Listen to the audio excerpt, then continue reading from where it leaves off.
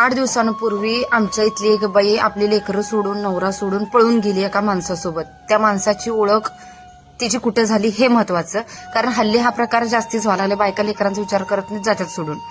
ते बाकीच्या ठिकाणी ठीक आहे, पण ही बाई कधीच घरातनं बाहेर जात नव्हती. व्यवस्थित तिचे पोरांवर प्रेम होतं, छान होतं. आणि जसं एक नॉर्मल नवरा बायकोमध्ये तंटे उडतात तसे त्यांच्यात पण उडत होते. पण तिथं त्यांच्या शाळेचं गेट टुगेदर होतं आणि मग घरचे पण तिला नाही म्हणले नाही, जा बोलले. त्या गेट टुगेदरला गेली आणि एक जुना शाळेतला जो मित्र होता, ज्यानं कधीच एकमेकांशी दोघं बोलली नव्हती, पण तेव्हा त्या गेट टुगेदरमध्ये त्यानं सांगितलं की बाई मला तू आवडत होतीस. तिथनं त्यांचा नंबर एकमेकांना गेला. पहिल्याच्या गोष्टी पण आठवल्या, काय काय बोलले, पण आता आयुष्यात काय घडले ते पण एकमेकांना सांगितलं. त्याच्या आयुष्यात तो पण लय दुःखी झालता आणि हिच्या आयुष्यात हिला पण लय दुःख झालतं. म्हणजे आधी पण होतं सगळं व्यवस्थित, पण हे नंतर एक्स्ट्रीम वाटायला लागलं ज्या वेळेला ह्या दोघांची ओळख झाली. त्यातनं त्यांची जवळीकता वाढली, पळून गेलीत.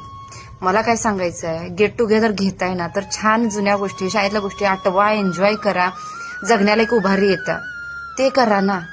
प्रत्येक नवरा बायकोमध्ये भांडणं ही असतातच. असे कुठलेच नवरा बायको नाहीत की लग्नानंतर एक 7, 8, 10 वर्ष झाल्यात आणि छान गुलुगुलू बोलत बसतात. असं होत नाही.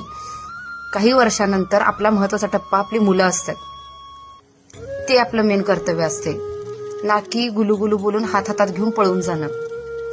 मित्र भेटला, मैत्रिणी भेटल्यात, एन्जॉय करा, सोडून द्या. ना की तिथं इन्व्हॉल्व्ह होऊन आपल्या घरात दुःख सगळ्यांनाच असतात, पण ती दुःख सांगून तुम्ही पळून जायला लागल्यानंतर असे संसार टिकणारच नाहीत ना. त्या लेकरांचं काय, त्याची बी लेकरं गेली उडत आणि हिची बी गेली. मग काही दिवसानंतर ते नाही का आपल्या लेकरांबद्दल परत अटॅचमेंट होत्या, तुमच्या दोघांमधली पण अटॅचमेंट संपत्या, लेकरांकडे जाऊ वाटते, पण समाजात सगळं घाण झालेले असतं, त्यामुळे आपण परत येऊ शकत नाही. त्यामुळं विचार करून कुठल्या पण गोष्टी करा. लगेच भावनेच्या आहारी जाऊन कुठली गोष्ट करू नका.